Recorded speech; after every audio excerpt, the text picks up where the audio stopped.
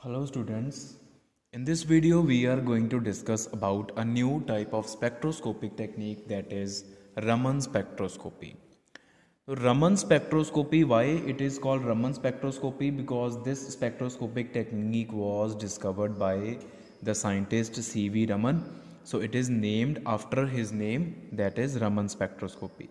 So this spectroscopy is different from the spectroscopic techniques which we have discussed till now. How it is different? Because in previous spectroscopic techniques we have dealt with the absorption of light, but in this spectroscopy we will deal with the scattering of light. What is scattering? Emission of light in all possible directions.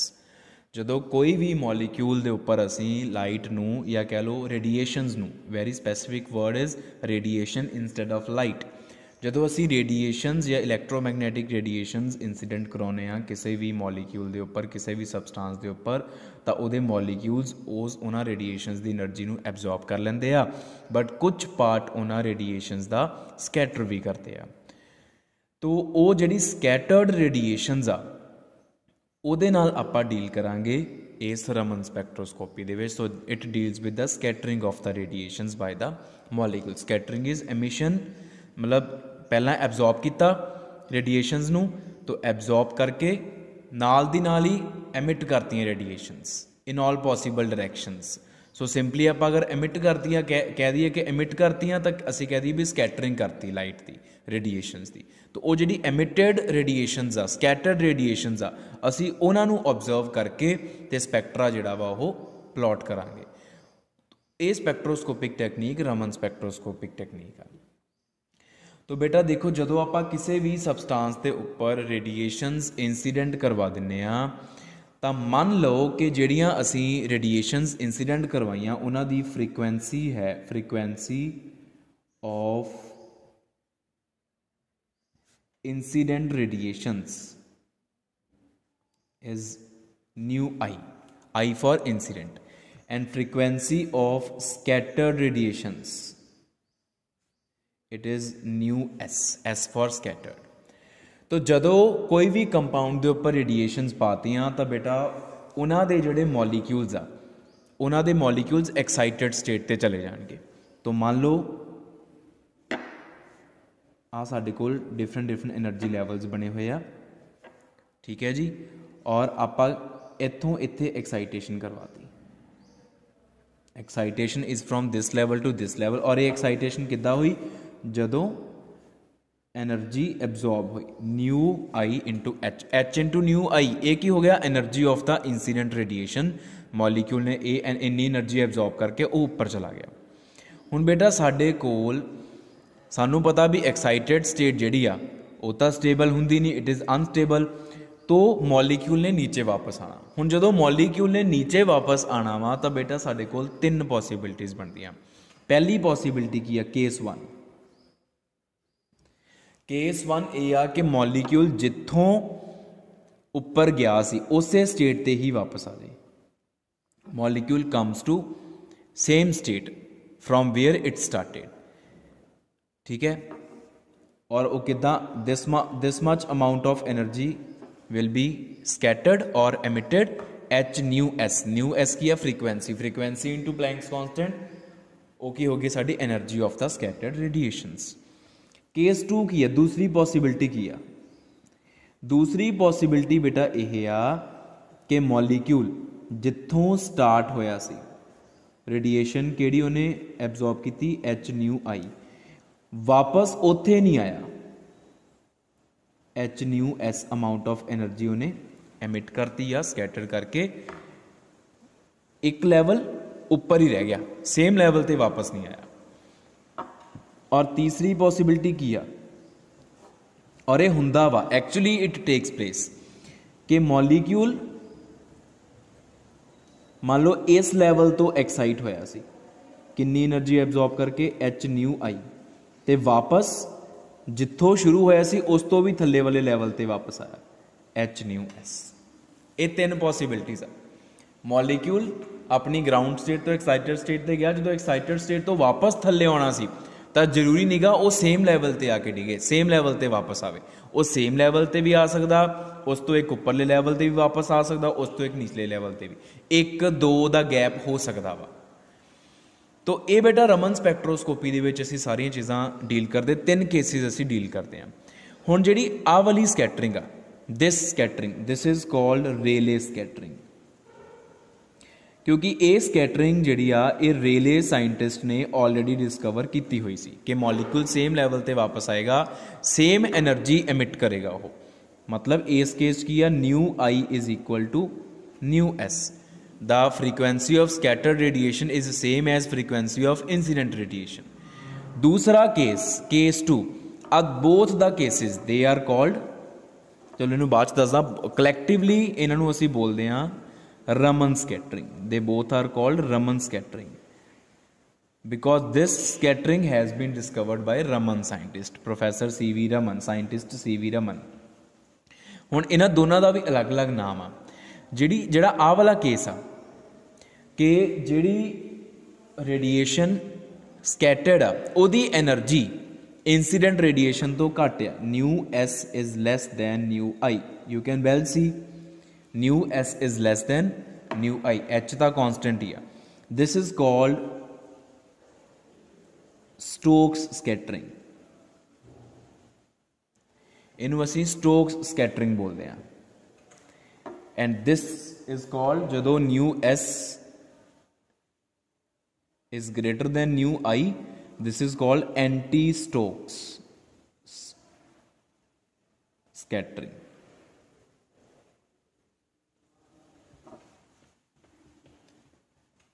ठीक है जी।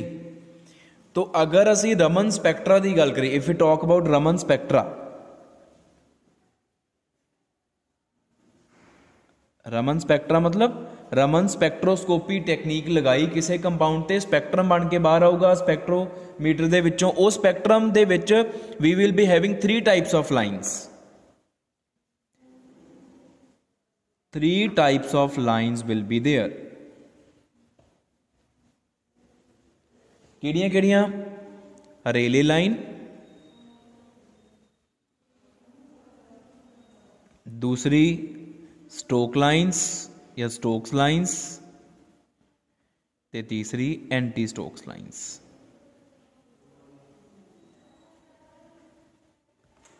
तीन तरह the lines आउगियां साडे कोल। अगर आप general pattern draw करिए तो कुछ इस तरह का होएगा। इधरले पासे साडी फ्रीक्वेंसी जा रही है, इधरले पासे डेफिनेटली इंटेंसिटी जाएगी।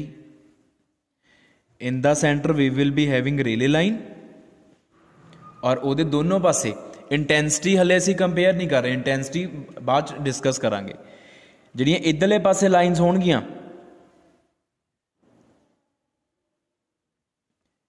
कुछ लाइन्स इधरले पासे होणगियां। This is the Rayleigh line, इनू असीं रेले लाइन बोलांगे। ये इक्को ही लाइन होएगी, और इहदी जिहड़ी न्यू एस आ it will be equal to nu i. जिहड़ियां आ वालियां लाइन्स आ, देखो दिस इज न्यू आई और nu S both are same. जिहड़ी आ वाली लाइन्स दी फ्रीक्वेंसी आ वो न्यू आई तो ज़्यादा आ। आ वालियां लाइन्स जिहड़ियां, लाइन कदों आंदी है स्पैक्ट्रम दे विच? जदों ट्रांजिशन हुंदी है। ट्रांजिशन किद्दां हुंदी है? एनर्जी दी एब्जॉर्प्शन करके, या हुण आपां एमिशन पढ़ रहे हैं। तो किन्नी एनर्जी एमिट हुई, उन्नी एनर्जी की वैल्यू तो स्पैक्ट्रम च एक लाइन आ जाएगी। ये चीज़ आप हुण बहुत पढ़ ली पिछलियां स्पैक्ट्रोस्कोपिक टेक्नीक्स के विच। तो आ वालियां लाइन्स जिहड़ियां वा वो आ ट्रांजिशंस करके आ, because of anti Stokes transitions, anti Stoke scattering करके आ, कि जिहड़ी स्कैटर्ड रेडिएशन आ उहदी एनर्जी इंसीडेंट तो ज़्यादा आ। ये एंटी स्टोक लाइन्स आ, they are anti Stokes lines. इन्हां दे लई nu s is greater than nu i, and these are Stokes lines. Stokes lines दे लई nu s is less than nu i. तो ये जनरल पैटर्न हो गया रमन स्पैक्ट्रम का। फिर नैक्सट बेटा साडे कोल रमन स्पैक्ट्रोस्कोपी आ जाता कॉन्सैप्ट ऑफ पोलराइजेबिलिटी।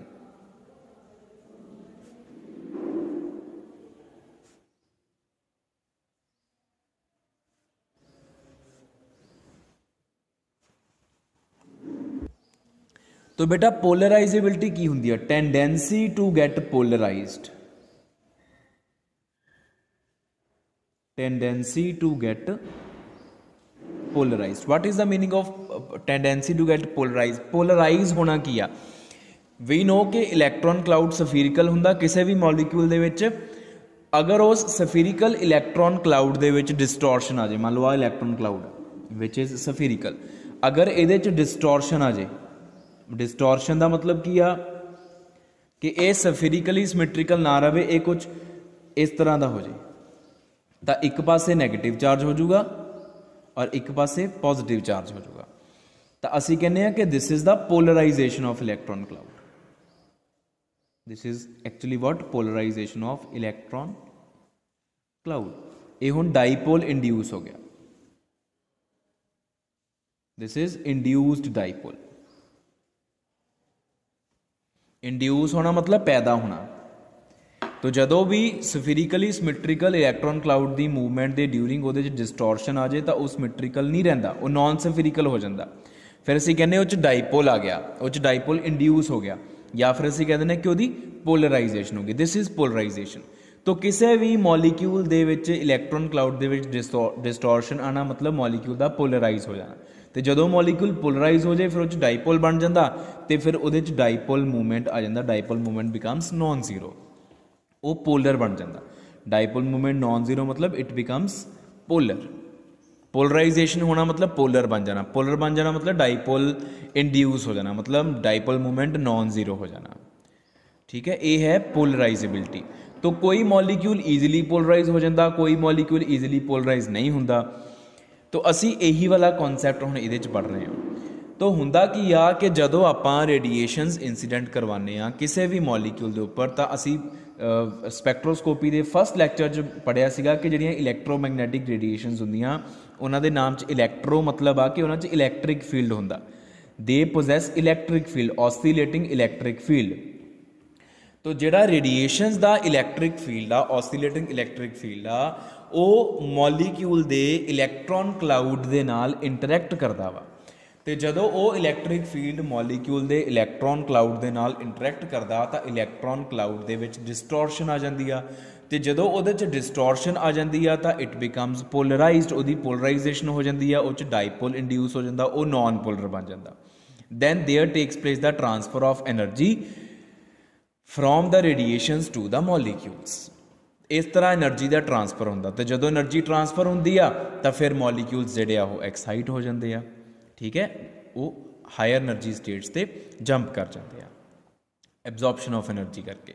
फिर बाद एमिशन होंदी आ, एनर्जी एमिट होंदी आ, स्कैटर होंदी आ, उस एनर्जी नूं असीं ऑब्जर्व करते हैं स्पैक्ट्रोमीटर की हैल्प के नाल, ते साडा स्पैक्ट्रम बन के बाहर आ जाता भी इस किहड़ियां ट्रांजिशनस हुई एनर्जी नूं एब्जॉर्ब करके। तो ये हो गया कि हाउ एनर्जी इज ट्रांसफर्ड या how the electromagnetic radiations they pass on their energy, how they polarize the molecules, how they polarize the unpolarized molecules. फिर उस तो बाद बेटा साडे कोल गल आ जाती है कि जिहड़ी पोलराइजेबिलिटी आ वो दो तरह की होंदी आ। जिहड़े मॉलीक्यूल्स हुंदे आ दे आर पोलराइजेबल, उन्होंने असीं पोलराइज कर सकते हैं। रेडिएशनस दे इलैक्ट्रिक फील्ड की इंटरैक्शन के नाल इलैक्ट्रॉन क्लाउड दे विच डिस्टॉर्शन आती, मॉलीक्यूल्स दे इलैक्ट्रॉन क्लाउड दे विच डिस्टॉर्शन आती आ, तो वो पोलराइज होंदे आ, तो उन्हां दी पोलराइजेबिलिटी है, टेंडेंसी टू गेट पोलराइज्ड आ। लेकिन जिहड़े मॉलीक्यूल्स पोलराइजेबल मॉलीक्यूल्स आ वो दो तरह के होंदे आ। एक होंदे आ आइसोट्रोपिकली polarizable,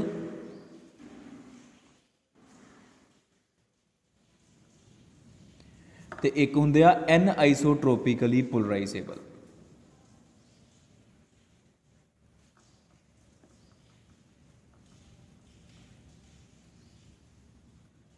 isotropically polarizable, anisotropically polarizable. Isotropically polarizable molecules किहड़े आ जिन्हां दे इलैक्ट्रॉन क्लाउड दे विच distortion is same in all the directions.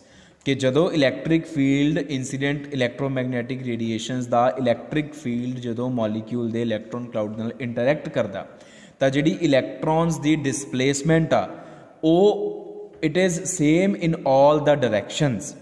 The distortion in spherically symmetrical electron cloud is same in all the directions। तो फिर पोलराइजेशन तो होगी पर ਸਿਮੈਟ੍ਰੀਕਲ ਪੋਲਰਾਈਜੇਸ਼ਨ ਹੋਈ ਹੈ, ਸਾਰੀਆਂ ਡਾਇਰੈਕਸ਼ਨਸ ਦੇ ਵਿੱਚ ਇਲੈਕਟ੍ਰੋਨ ਕਲਾਊਡ ਦੀ ਜਿਹੜੀ ਡਿਸਪਲੇਸਮੈਂਟ ਆ, ਇਲੈਕਟ੍ਰॉन्स ਦੀ ਡਿਸਪਲੇਸਮੈਂਟ ਆ, ਉਹ ਸਾਰੀਆਂ ਡਾਇਰੈਕਸ਼ਨਸ ਦੇ ਵਿੱਚ ਸਿਮੈਟ੍ਰੀਕਲੀ ਸੇਮ ਹੋਈ ਆ। Such kind of molecules are called isotropically polarizable. ਇਹਨਾਂ ਦੀਆਂ ਐਗਜ਼ਾਮਪਲਸ ਕਿਹੜੀਆਂ ਵਾ? Having spherically symmetrical geometry, for example tetrahedral CH4 CCl4, octahedral SF6 et cetera. ਜਿਹੜੇ ਇਹ ਵਾਲੇ ਮੋਲੀਕਿਊਲਸ ਆ ਜਿਹੜੇ ਕਿ ਸਫੀਰਿਕਲੀ ਸਿਮੈਟ੍ਰੀਕਲ ਮੋਲੀਕਿਊਲਸ ਆ, ਦੇ ਆਲ ਆਰ ਆਈਸੋਟ੍ਰੋਪਿਕਲੀ ਪੋਲਰਾਈਜ਼ੇਬਲ। ਉਹਨਾਂ ਦੇ ਇਲੈਕਟ੍ਰੋਨ ਕਲਾਊਡ ਦੇ ਵਿੱਚ ਡਿਸਟੋਰਸ਼ਨ ਸਾਰੀਆਂ ਡਾਇਰੈਕਸ਼ਨ 'ਚ ਸਿਮੈਟ੍ਰੀਕਲ ਆਉਂਦੀ ਆ, ਸੇਮ ਆਉਂਦੀ ਆ। ਐਨਆਈਸੋਟ੍ਰੋਪਿਕਲੀ ਪੋਲਰਾਈਜ਼ੇਬਲ ਇਸ ਤੋਂ ਆਪੋਜ਼ਿਟ ਹੋ ਗਏ ਕਿ ਜਿਨ੍ਹਾਂ ਦੇ ਇਲੈਕਟ੍ਰੋਨ ਕਲਾਊਡ ਦੇ ਵਿੱਚ distortion it is not symmetric or it is not same in all the directions when EM radiations are incident upon them. Such kind of molecules are anisotropically polarizable. तो ਇਹਦੇ ਚ ਇਹਨਾਂ ਤੋਂ ਇਲਾਵਾ ਸਾਰੇ ਆ ਡਾਇਟੋਮਿਕ ਮੋਲੀਕਿਊਲਸ H2O2 CO HCl या CO2 हो गया, H2O हो गया etcetera, all these are anisotropically polarizable। बस ਉਹਨਾਂ ਚ centre of not centre of symmetry, वो सफीरिकली सिमेट्रिकल नहीं होने चाहिए, they should not be tetrahedral और ऑक्टाहेड्रल। टेट्राहेड्रल भी की आ AB4 टाइप या ऑक्टाहेड्रल AB6 टाइप, इस तरीके के नहीं होने चाहिए। तो टेट्राहेड्रल दे विच भी if we will talk about CHCl3, ये भी हुण टैट्राहेड्रल आ, पर यह एनाइसोट्रोपिकली पोलराइजेबल क्योंकि ये जोड़े सेंट्रल एटम के अराउंड 4 एटम्स लगे आ, उस 3 क्लोरीन है, 1 हाइड्रोजन आ। तो जो इलैक्ट्रॉन क्लाउड डिस्टोरशन आएगा वो सारिया डायरैक्शन दे विच सेम या सिमेट्रिकल नहीं आएगा। तो ये दो तरह के साडे कोल सबसटांसिस हो गए on the basis of polarizability. हुण अगे नैक्सट अपने कोल आ जांदा that which types of molecules are Raman active।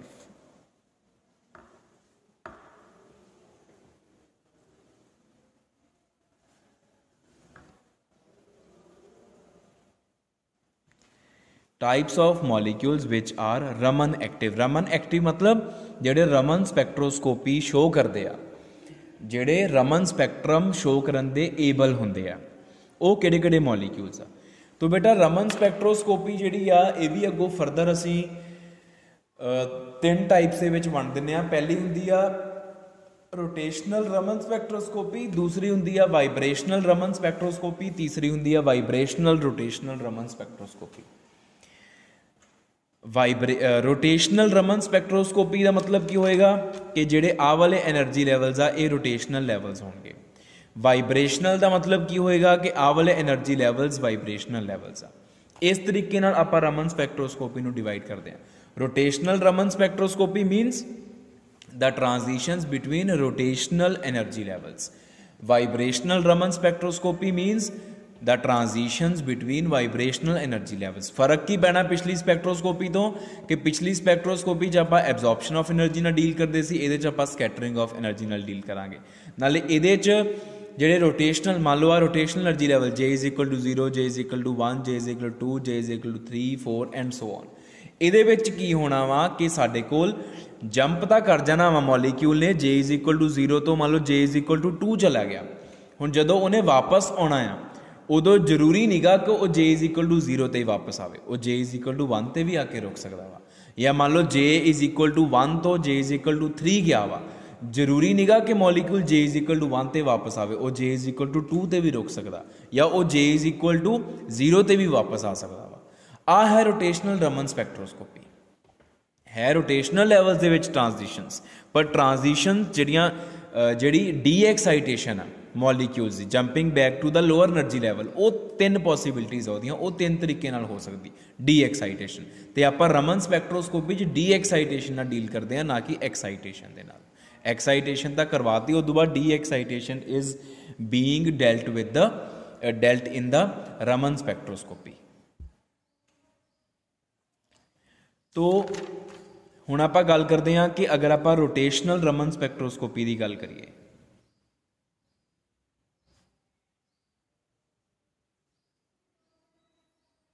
वैसे तो आपां डिटेल दे विच बाद च भी डिस्कस करना वा। रोटेशनल रमन स्पैक्ट्रोस्कोपी की जे आपां गल करिए तो जिहड़ा साडा किहड़े टाइप के मॉलीक्यूल्स रोटेशनल रमन स्पैक्ट्रोस्कोपी दे विच एक्टिव होणगे, ਉਹ वाले मॉलीक्यूल्स जिन्हां दे विच रोटेशन दे ड्यूरिंग पोलराइजेबिलिटी एनाइसोट्रोपिक होवे। द पोलराइजेबिलिटी should be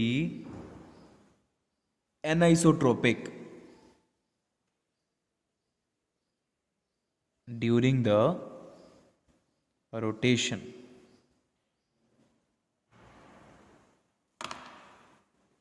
या कह लो during the rotation of the molecule its polarizability should be change। ਉਹਦੀ पोलराइजेबिलिटी ਜਿਹੜੀ ਆ ਉਹ चेंज करनी चाहिए है। चेंज करनी चाहिए मतलब it should not be same in all the directions। the polarizability should be anisotropic या molecule should be anisotropic simply ਆਪਾਂ ਕਹਿ ਸਕਦੇ ਹਾਂ। ਉਹ ਸਾਰੇ molecules rotational Raman spectroscopy ਚ एक्टिव होणगे ਤੇ ਜਿਹੜੇ ਜਿਨ੍ਹਾਂ ਦੇ ਵਿੱਚ पोलराइजेबिलिटी नहीं चेंज कर रही सारियां डायरैक्शन ਚ सेम आ ਉਹ ਫਿਰ इनएक्टिव होणगे। तो इनएक्टिव ਦੇ एग्जांपल्स आ इनएक्टिव ਦੇ एग्जांपल्स आ these are the examples of inactive and these are the examples of active which are active in rotational Raman spectroscopy। Examples आप ऑलरेडी लिखे क्योंकि आ ਜਿਹੜੇ ਇਹ ਆਈਸੋਟ੍ਰੋਪਿਕਲੀ पोलराइजेबल आ ਇਹ वाले एनाइसोट्रोपिकली पोलराइजेबल। सो ਇਹਨਾਂ ਦੀ रोटेशन ਦੇ ड्यूरिंग पोलराइजेबिलिटी ਜਿਹੜੀ ਉਹ चेंज करेगी एनाइसोट्रोपिक पोलराइजेबिलिटी होएगी। ਤੇ ਜੇ ਆਪਾਂ ਗੱਲ ਕਰੀਏ ਵਾਈਬ੍ਰੇਸ਼ਨਲ ਰਮਨ ਸਪੈਕਟ੍ਰੋਸਕੋਪੀ ਦੀ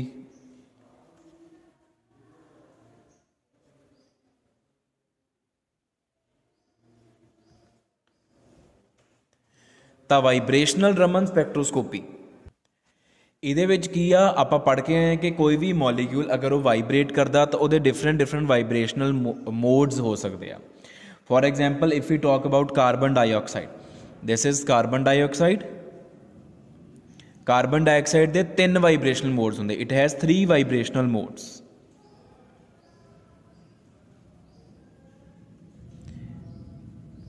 ਵਾਈਬ੍ਰੇਸ਼ਨਲ ਮੋਡਸ मतलब ਇਹ 3 ਤਰੀਕੇ ਨਾਲ ਵਾਈਬ੍ਰੇਸ਼ਨ ਕਰ ਸਕਦਾ। ਇੱਕ ਹੁੰਦੀ ਆ ਸਿਮੈਟ੍ਰਿਕ ਸਟ੍ਰੈਚ, ਇੱਕ ਹੁੰਦੀ ਆ ਏਸਿਮੈਟ੍ਰਿਕ ਸਟ੍ਰੈਚ, ਇੱਕ ਹੁੰਦੀ ਆ ਬੈਂਡਿੰਗ। ਸਿਮੈਟ੍ਰਿਕ ਸਟ੍ਰੈਚ मतलब ਕੀ ਆ ਦੋਨੋਂ ਆਕਸੀਜਨ ਇਕੱਠੇ ਬਾਹਰ ਨੂੰ ਜਾਣਗੇ ਇਕੱਠੇ ਅੰਦਰ ਨੂੰ ਆਣਗੇ। सी ਦੀ ਪੋਜੀਸ਼ਨ ਨਹੀਂ ਹਿਲਾਣੀ, ਇਕੱਠੇ ਬਾਹਰ ਨੂੰ ਜਾਣਗੇ ਇਕੱਠੇ ਅੰਦਰ ਨੂੰ ਆਣ, ਇਕੱਠੇ ਬਾਹਰ ਨੂੰ ਜਾਣ ਇਕੱਠੇ ਅੰਦਰ ਨੂੰ ਆਣਗੇ। ਇਹ ਹੈ ਸਿਮੈਟ੍ਰਿਕ ਸਟ੍ਰੈਚ। ਏਸਿਮੈਟ੍ਰਿਕ ਸਟ੍ਰੈਚ ਕੀ ਆ ਕਿ ਸੀ ਦੀ ਪੋਜੀਸ਼ਨ ਫਿਕਸ ਕਰਕੇ ਇੱਕ O ਨੂੰ ਅਗਰ ਸੱਜੇ ਪਾਸੇ ਲੈ ਗਏ ਆ ਦੂਜੇ O ਨੂੰ ਉਹਨੂੰ ਵੀ ਸੱਜੇ ਪਾਸੇ ਲੈ ਕੇ ਆਓ। ਸੌਰੀ ਜਿਹੜੀ ਏਸਿਮੈਟ੍ਰਿਕ ਸਟ੍ਰੈਚ ਆ ਇਹਦੇ 'ਚ ਆਪਾਂ ਕਾਰਬਨ ਨੂੰ ਵੀ ਨਾਲ ਹਿਲਾਵਾਂਗੇ। ਕਿੱਦਾਂ ਹਿਲਾਵਾਂਗੇ? ਮੰਨ ਲਓ ਇਸ O ਨੂੰ ਉੱਧਰ ਨੂੰ ਲੈ ਗਏ, सी ਨੂੰ ਇੱਧਰ ਨੂੰ ਲੈ ਜਾਂਦਾ, ਆ ਵਾਲੇ O ਨੂੰ ਸੱਜੇ ਪਾਸੇ ਲੈ ਜਾਂਦਾ। मतलब ਆ ਬੌਂਡ ਛੋਟਾ ਕਰਤਾ, ਆ ਬੌਂਡ ਵੱਡਾ ਕਰਤਾ, ਫਿਰ ਆ ਬੌਂਡ ਛੋਟਾ ਕਰਤਾ, ਆ ਬੌਂਡ ਵੱਡਾ ਕਰਤਾ, ਫਿਰ ਆ ਬੌਂਡ ਛੋਟਾ ਕਰਤਾ, ਨਾਲ ਨਾਲ ਆ ਬੌਂਡ ਵੱਡਾ ਕਰਤਾ। ਇਹ ਸਾਈਮਲਟੇਨੀਅਸ ਹੋਣੇ ਆ। ਸਿਮੈਟ੍ਰਿਕ ਸਟ੍ਰੈਚ ਦੇ ਵਿੱਚ ਕੀ ਆ ਦੋਨੇ ਬੌਂਡਸ ਦੀ ਲੈਂਥ ਵੱਧਦੀ ਆ ਜਾਂ ਦੋਨਾਂ ਦੀ ਘਟਦੀ ਆ। ਸਿਮੈਟ੍ਰਿਕਲੀ ਵੱਧ ਗਈ ਘਟ ਗਈ, ਵੱਧ ਗਈ ਘਟ ਗਈ। ਏਸਿਮੈਟ੍ਰਿਕ 'ਚ ਕੀ ਆ ਕਿ ਇੱਕ ਬੌਂਡ ਦੀ ਲੈਂਥ ਵੱਧ ਗਈ ਨਾਲ ਦੀ ਨਾਲ ਇੱਕ ਦੀ ਘਟ ਗਈ। ਜੇ ਇੱਧਰਲੇ ਦੀ ਵੱਧ ਗਈ ਇੱਧਰਲੇ ਦੀ ਘਟ ਗਈ, ਇੱਧਰਲੇ ਦੀ ਵੱਧ ਗਈ ਇੱਧਰਲੇ ਦੀ ਘਟ ਗਈ। ਇਹ ਏਸਿਮੈਟ੍ਰਿਕ ਸਟ੍ਰੈਚ ਹੈ। ਤੇ ਤੀਸਰਾ ਹੁੰਦਾ ਬੈਂਡਿੰਗ। ਬੈਂਡਿੰਗ 'ਚ ਕੀ ਆ ਜਿਹੜੇ ਆ ਦੋਨੋਂ ਆਕਸੀਜਨ ਆ ਹੁਣ ਇਹ ਇੱਧਰ ਜਾਣ ਦੀ ਬਜਾਏ ਇੱਦਾਂ ਇੱਦਾਂ ਮੂਵ ਕਰਨਗੇ। ਇਨ ਦਿਸ ਪਲੇਨ ਇਹ ਇਸ ਤਰੀਕੇ ਨਾਲ ਮੂਵ ਕਰਨਗੇ। ਦੋਨੋਂ ਉਹ ਉੱਪਰ ਨੂੰ ਚੜ੍ਹ ਗਏ, ਦੋਨੋਂ ਉਹ ਨੀਚੇ ਨੂੰ ਆ ਗਏ, ਉੱਪਰ ਨੂੰ ਚਲੇ ਗਏ ਨੀਚੇ ਨੂੰ ਆ ਗਏ। ਇਹ ਹੁੰਦੀ ਆ ਬੈਂਡਿੰਗ। ਇਹ ਹੁੰਦਾ ਬੈਂਡਿੰਗ ਵਾਈਬ੍ਰੇਸ਼ਨਲ ਮੋਡਸ। तो वाइब्रेशनल रमन स्पैक्ट्रोस्कोपी दे विच मॉलीक्यूल एक्टिव तां ही होगा अगर किसी भी वाइब्रेशनल मोड दे विच तिन्नां चों किसी भी एक भावें 1 2 तिन्नां च हो जाए भावें polarisability should be change in any of the vibrational modes. अगर मॉलीक्यूल दी किसी भी वाइब्रेशनल मोड दे ड्यूरिंग पोलराइजेबिलिटी एनाइसोट्रोपिक हो गई फिर असी कहांगे कि वह रमन एक्टिव होएगा और रमन स्पैक्ट्रोस्कोपी या रमन स्पैक्ट्रम शो करेगा। तो जे किसी भी वाइब्रेशनल मोड दे विच मतलब ड्यूरिंग द वाइब्रेशन वाइब्रेट कर रहा है मॉलीक्यूल और ड्यूरिंग द वाइब्रेशन उसकी पोलराइजेबिलिटी आइसोट्रोपिक आ मतलब वाइब्रेशन हो ही जा रही है लेकिन वो इलैक्ट्रॉन क्लाउड के डिस्टॉर्शन आ रही है लेकिन वो सारे डायरैक्शन च सेम आ रही है फिर वो रमन इनएक्टिव होएगा। अगर किसी भी वाइब्रेशनल मोड के ड्यूरिंग वो पोलराइजेबिलिटी एनाइसोट्रोपिक हो गई मतलब इलैक्ट्रॉन क्लाउड के डिस्टॉर्शन जी अनसिमैट्रिकल हो गई तो फिर उन्हें रमन एक्टिव हो जाना जड़ा मर्जी वाइब्रेशनल मोड्स हो। तो एक आ चीज़ आ गई। तो लास्ट जिहड़ी चीज़ आपां इह 'च पढ़नी आ वो है रूल ऑफ म्यूचुअल एक्सक्लूजन।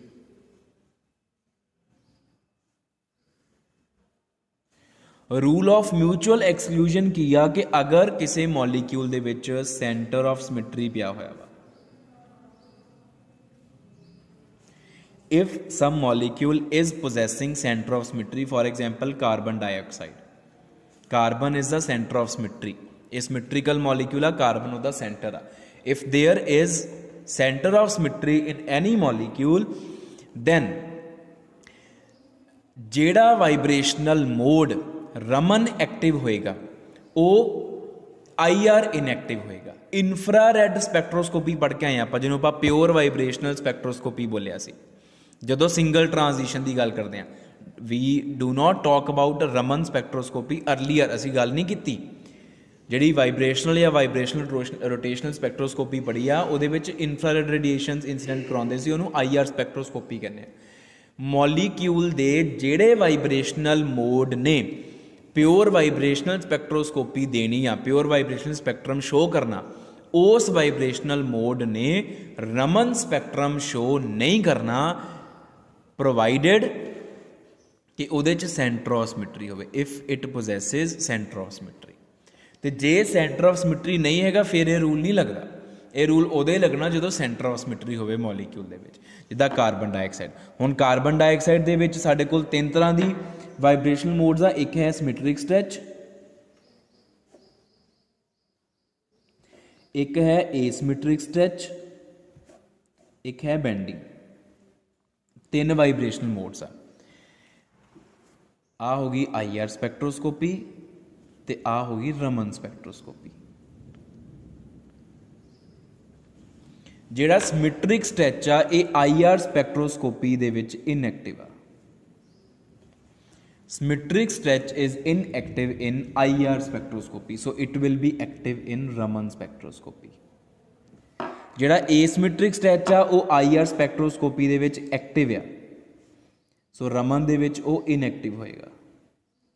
जिहड़ी bending आ वो IR spectroscopy दे विच active आ और Raman दे विच inactive होएगी।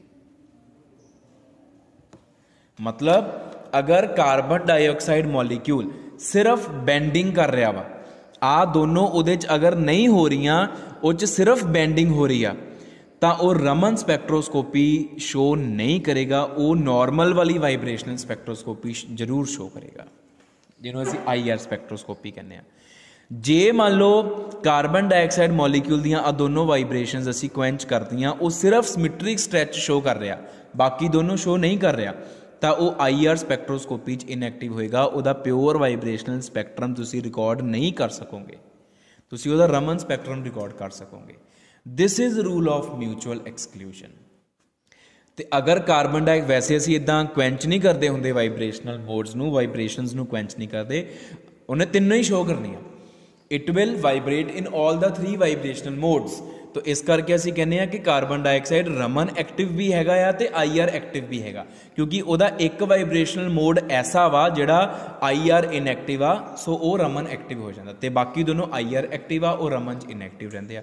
सो ऑल इन ऑल वो रमन स्पैक्ट्रोस्कोपी भी शो कर दिंदा, वो IR भी शो कर दिंदा। ठीक है जी, ये रूल ऑफ म्यूचुअल एक्सक्लूजन आ, provided the molecule should possess centre of symmetry. तो this is very basics of Raman spectroscopy कि रमन स्पैक्ट्रोस्कोपी की हुंदी आ, रमन स्पैक्ट्रोस्कोपी किन्ने तरह दी लाइन्स आंदियां स्पैक्ट्रम दे विच, वो लाइन्स क्यों आंदियां, आ रीजन हो गया।